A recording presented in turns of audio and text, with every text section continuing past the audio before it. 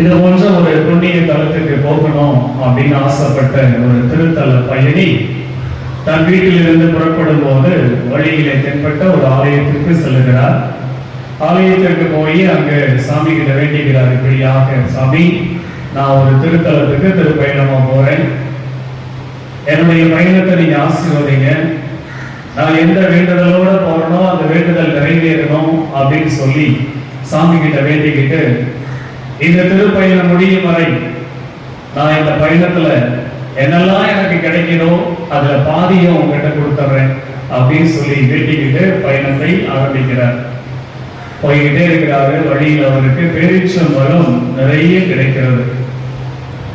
அந்த பேரீச்சம்பழம் கிடைக்கிறதுனால அந்த பழத்தெல்லாம் அவர் சாப்பிட்டுட்டு அந்த கொட்டையெல்லாம் ஒரு சாக்கு பையில போட்டுக்கிட்டே வர்றார். அப்படியே போயிட்டு இருக்கிறாரு. ஒரு மூட்டை நிறைய அந்த பேரீச்சம்பழம் கொட்டை சேர்ந்துருச்சு. ஒரு பழத்தெல்லாம் சாப்பிட்டுட்டு இப்ப கொட்டையை ஒரு மூட்டை கட்டிக்கிட்டாரு. அதுக்கு தாண்டி போய்கிட்டே இருக்கிறாரு. இன்னும் திருப்பயணம் போய்கிட்டே இருக்கு. போற வழியில பாதாம் பழம் நிறைய கிடைக்குது அவருக்கு. அந்த பழத்தெல்லாம் உரிச்சு உள்ள இருக்கிற பாதாம் பருப்பெல்லாம் சாப்பிட்டுக்கிட்டே போறாரு. பருப்பை சாப்பிடும் போதெல்லாம் அந்த மீதி இருக்கிற தோலை எல்லாம் இன்னொரு சாக்கில் சேர்த்து வச்சுக்கிட்டே போறாரு. போய் சேர்ந்தாரு. இந்த மாதிரி அந்தோணியார் திருத்தலம் சேர்ந்துச்சு. வந்த உடனே, சாமி, நான் என்னைக்கும் வார்த்தை மாற மாட்டேன், நான் என்ன சொல்லி வேண்டிக்கிட்டனோ அதை நிறைவேற்றுறதுக்கு தான் வந்திருக்கிறேன். வழியில எனக்கு எது கிடைச்சாலும் அதுல பாதி உங்களுக்கு கொடுத்துறேன்னு சொன்னேன் இல்லையா? பேரிச்சம்பழம் கொடுத்தீங்க, ரொம்ப நன்றி. பாருங்க, பழத்தை சாப்பிட்டு கொட்டையை உங்களுக்காக வச்சிருக்கு. பாதாம் பழம் கொடுத்தீங்க, அதுல இருந்து உள்ள இருந்து சாப்பிட்டுட்டு மீதி நான் வெளியே வச்சிருக்கேன். சோ ஒரு பழத்துல உள்ள இருக்கிறத சாப்பிட்டேன், இன்னொரு பழத்துல வெளியில இருக்கிறத சாப்பிட்டேன். உங்களுக்கு எனக்கும் எந்த பாகுபாடும் கிடையாது. பேரிச்சம்பழத்துல நான் வெளியில இருக்கிறத தான் சாப்பிட்டுட்டேன், பாதாம் பழத்துல உள்ள இருக்கிறத தான் சாப்பிட்டுட்டேன். சோ பாதி பாதி உங்களுக்கு மீதி இருக்கிற எல்லாத்தையும் காணிக்கையா கொடுத்துட்டு போறேன்னு வேண்டிக்கிட்டு கிளம்பினார். வீட்டுல புறப்படும் போது அந்தோணியார் திருத்தலத்துக்கு போறோம்னு சொல்லி ஜெபம் பண்ணிக்கிட்டு தான் வந்தோம். இன்னைக்கு வந்து சேர்ந்துட்டோம். அந்தோணியாருக்கு நாம் எதை கொடுக்க போகிறோம்? அந்தோணியாரிடமிருந்து எதை கேட்டோம், அதற்கு பதிலாக எதை கொடுக்கிறோம்? அந்தோணியார் தன்னுடைய வாழ்க்கையில எதை கொடுத்தார், எதை பெற்றுக் கொண்டார் அப்படிங்கிற ஒரு சிந்தனைக்கு தான் இன்னைக்கு நான் உங்களை அழைத்திருக்கிறேன். அன்புக்குரியவர்களே, அந்தோணியார் தன்னுடைய வாழ்க்கையிலே தன்னுடைய பெயரையும் ஊரையுமே ஆண்டவருக்காக கொடுத்து விட்டார். அந்தோணியாரை இன்னைக்கு தான் நாம பதுவா அந்தோணியார் அப்படின்னு சிறப்பா கூப்பிடுறோம். ஆனா அவர் பேர் பதுவாவும் கிடையாது, அந்தோணியாரும் கிடையாது. அந்தோணியார் அவர் பேர் கிடையாது, பதுவா அவருடைய ஊரு கிடையாது. அவர் பிறந்ததோ போர்ச்சுகல் நாட்டுல லிஸ்பன் நகர்ல. அவருக்கு அவங்க அப்பா அம்மா வச்ச பேரோ பெர்னாண்டோ. சோ பேரும் மாறி போச்சு, ஊரும் மாறி போச்சு. எதுக்காக? தன்னுடைய வாழ்க்கையை கடவுளுக்கு கொடுத்ததால் எனக்கு பெயரும் வேண்டாம், ஊரும் வேண்டாம், அதையும் கூட கடவுளுக்கு காணிக்கையாக்கி வாழ்ந்தவர் தான் புனித அந்தோணியார். பாதி பாதி அப்படிங்கிற பிசினஸ் ஆண்டவர்கிட்ட அவர் பேசல. 15 வயது சிறுவனாக இருந்த போதே தன்னுடைய ஆர்வத்தை வெளிப்படுத்துகிறார். தன்னுடைய அப்பா ஒரு போர் வீரனாக இருக்கிறார். அந்த போர் வீரனுடைய கனவு தான் இந்த சிறுவனுக்கும் இருக்கிறது. நானும் எங்க அப்பா மாதிரி ஒரு போர் வீரன் ஆகணும், நானும் நாட்டுக்காக போராடணும் அப்படின்னு கனவோட வளருகிற இந்த புனித அந்தோணியார் பெர்னாண்டோ என்பவர் ஒரு குறிப்பிட்ட கட்டத்தில் அந்த கனவுல இருந்து மாறுபடுகிறார். அவங்க ஊர்ல இருக்கிற அந்த துறவிகளை எல்லாம் பார்க்கும் போது அவருக்கு ஒரு ஆசை, ஒரு நாட்டுக்காக போர் வீரனாக இருப்பதை விட இந்த உலகத்திலே கிறிஸ்துவுக்காக வாழ்வதுதான் சரி அப்படிங்கிற ஒரு மனநிலையை தேர்ந்தெடுத்துக் கொள்கிறார். நீங்களும் நானும் அன்புக்குரியவர்களே, ஒரு டிரான்சிஷன். ஒரு காலத்துல எப்படியோ இருந்தோம், ஒரு காலத்துல எந்த தெய்வத்தையோ வணங்கணும், ஒரு காலத்துல யாரோ காட்டின பாதையில போனோம். ஆனா ஒரு கட்டத்துல முடிவெடுக்க வேண்டிய நேரத்துல சரியாக முடிவெடுக்கணும். அந்தோணியார் சிறு வயதிலேயே அந்த முடிவு எடுத்தார். என் அப்பா போர் வீரர் இருந்துட்டு போகட்டும், என் குடும்பம் பெரிய பணக்கார குடும்பம் இருந்துட்டு போகட்டும், என் உறவுகள் பெரிய பெரிய நாட்கள் இருந்துட்டு போகட்டும், அதெல்லாம் எனக்கு வேண்டாம், எனக்கு தேவை கிறிஸ்து இயேசு அப்படின்னு ஒரு பாதையை தேர்ந்தெடுத்தார். தன்னுடைய இளம் வயதிலேயே தன் ஊருக்கு வெளியே இருக்கிற ஒரு குருபடத்திலே சேர்ந்து பயிற்சி பெறுகிறார். நம்ம பையன் சாமியாருக்கு படிக்கிறானே, போய் பார்த்துட்டு வருவோன்னு அந்த சொந்தக்காரங்க அடிக்கடி போய் பார்க்கிறாங்க. அதை தொந்தரவாக நினைக்கிறார் புனித அந்தோணியார். Praise the Lord, praise the Lord, praise the Lord. என் கூட தான் இருக்கிறீங்க எல்லாரும், இல்லை கிளம்பி வேற எங்கேயாவது போயிட்டீங்களா? என் கூட தான் இருக்கணும். நான் பேச பேச நீங்க பாட்டு கிளம்பி மைண்ட் அளவில் வெளியில போயிடக்கூடாது. புனித அந்தோணியார் 2 வருஷம் தான் குருமடத்துல இருக்கிறாரு. அப்ப சொந்தக்காரங்களா வந்து தொந்தரவு பண்றாங்க. என்ன தெரியுமா சொல்றாரு? ஐயோ, எனக்கு இந்த சொந்தக்காரங்க தொந்தரவு வேணாம்பா, ஏன்னா எங்கேயாவது கூட்டிட்டு போய் கண்காணாத இடத்துல குருத்துவ பயிற்சி கொடுக்கிறார். இளம் வயதிலேயே இந்த உலகத்தை விட்டு, ஊரை விட்டு, உறவை விட்டு ஒதுங்கி இருக்க ஆசைப்படுகிறார் புனித அந்தோணியார். கடவுளுக்காக தன் வாழ்க்கை தனிமைப்படுத்திக் கொள்ள விரும்புகின்றார் அன்புக்குரியவர்களே. அதனால அவர் எங்க தெரியுமா போனாரு? வேற ஒரு நாட்டுக்கு போறார். 8 வருஷம் குருமடத்துல யாரையும் சந்திக்காம தனியா குருமட பயிற்சி மட்டுமே நான் மேற்கொள்வேன். இறை வார்த்தையை வேறொன்றுகிறார். இறை வார்த்தை தான் என் வாழ்வு, அதுதான் எனது உணவு, அதுதான் என் வாழ்க்கை பாடம் அப்படின்னு இயேசுவுடைய வார்த்தையை படிச்சு படிச்சு படிச்சு இந்த உலகம் வேண்டாம், இயேசு போதும் அப்படின்னு இறை வார்த்தையிலே வேரூன்றுகிறார். அப்படி வேரூன்றிய அந்த அந்தோணியார் தான் வெள்ளை நிற அங்கி அணிந்து கொண்டு குருத்துவ படிப்பை முடிக்கிறார், குருவாக மாறுகிறார். வெள்ளை நிற அங்கியை தான் முதலில் அணிந்திருந்தார் புனித அந்தோணியார். அதன் பிறகு அவர் வாழ்விலே அடுத்த கட்ட மாற்றம் ஏற்படுகிறது. பாருங்கள், என் வாழ்க்கையில இந்த வெள்ளை நிற அங்கி போட்டுக்கிட்டு இருக்கிறேன், ஆனா காப்பி கலர்ல போட்டிருக்கிற அங்கி போட்டிருக்கிற சாமியாருங்க தான் கிறிஸ்துவுக்காக இறந்துகிட்டு இருக்கிறாங்க போட்டிருக்கு, அவங்க தான் மறைசாட்சியா மறிக்கிறாங்க, எனக்கு அந்த ட்ரெஸ் தான் வேணும் அப்படின்னு அவர் வாழ்க்கையில புதிய ஒரு ஐடியாவுக்கு போறார். அவர் தங்கி இருக்கிற அந்த குருமடத்துல அவர் குருவான பிறகு அவருடைய பார்வையில படுறதெல்லாம் இப்ப அவர் போட்டிருக்கிற ட்ரெஸ் போட்டிருக்காங்களே காப்பி கலர்ல, அந்த ட்ரெஸ் போட்ட சாமியாருக்கெல்லாம் அடிக்கடி மறைசாட்சிகளாக மறித்து இறந்த உடலை தூக்கிக்கிட்டு போறாங்க. யார் அவங்கன்னு பார்த்தா பிரான்சிஸ்கன் சபையில் இருக்கிற குருக்கள், துறவியர்கள். அவங்க எல்லாம் முஸ்லிம்களுக்கு நற்செய்தி அறிவிக்கிறாங்க. ஒரு இடத்துல அவர்கள் அங்கே கொல்லப்படுகிறார்கள். இஸ்லாமியர்களுக்கு நற்செய்தி அறிவித்தால் கொல்லப்படுவார்களோ என்பதை தெரிந்து கொண்ட இவர், எனக்கும் அந்த ட்ரெஸ் போடுறதுக்கு வாய்ப்பு கொடுங்கன்னு தன்னுடைய சபையை மாற்றிக் கொள்கிறார். எங்கே போனால் சாகும் அப்படின்னு கேட்கிறார். எங்க போனா கிறிஸ்துவுக்காக சாக முடியும்னு தெரிஞ்சுக்கிட்டவரு, நான் அங்கேயே தான் போவேங்கிறார். இஸ்லாமியர்களுக்கு நற்செய்தி அறிவித்தால் என்னை கொலை செய்வார்களா?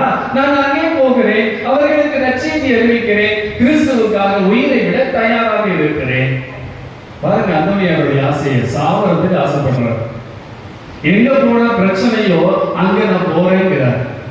நம்ம வாழ்க்கையில் அன்புக்குரியவர்களே, பிரச்சனையை கண்டா ஒதுங்குறவங்களை பார்த்திருக்கிறோம், பிரச்சனையை கண்டா ஐயா அப்பா அளவுடா சாமின்னு நினைக்கிறவங்களை பார்த்திருக்கிறோம். ஆனா பிரச்சனையை கண்டால் தைரியத்தோடு அதை எதிர்கொள்ளுகின்றவராக புனித அந்தோணியார் இருக்கின்றார்.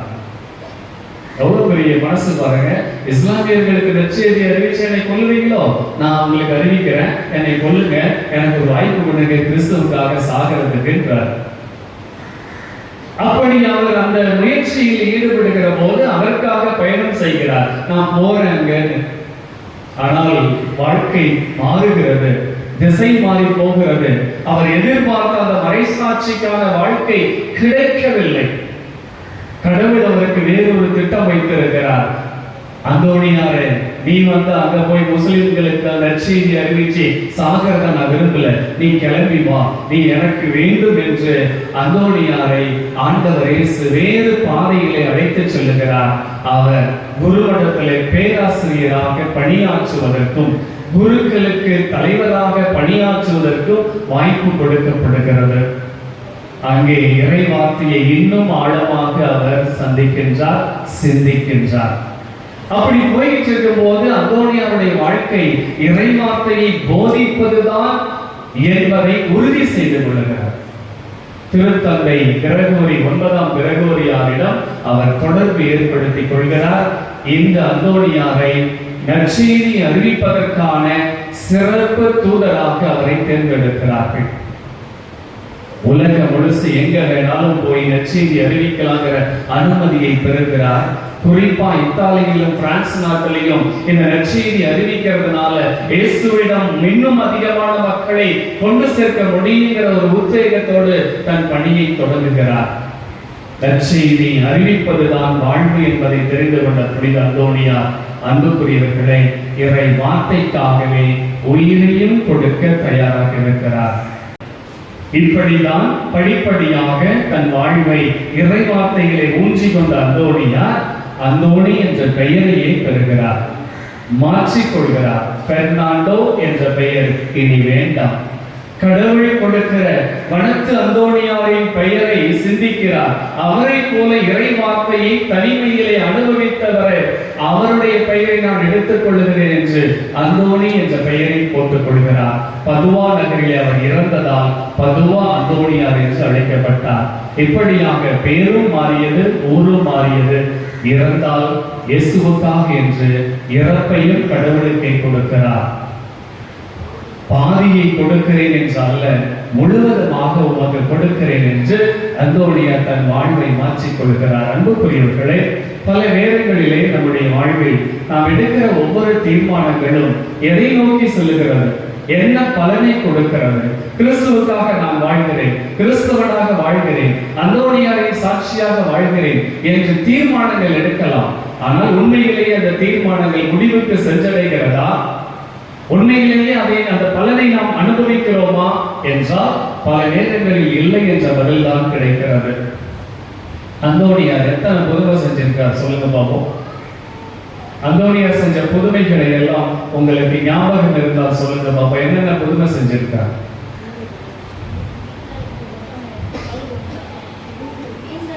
மீன்களுக்கு போதித்தார், நற்கருணை தூக்கி வருகிற போது கழுதை அதை ஆராதிக்க செய்தார்.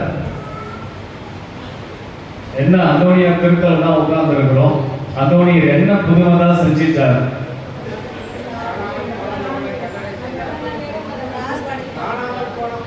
காணாமல் போன பொருளை கண்டறிய செய்கிறார்.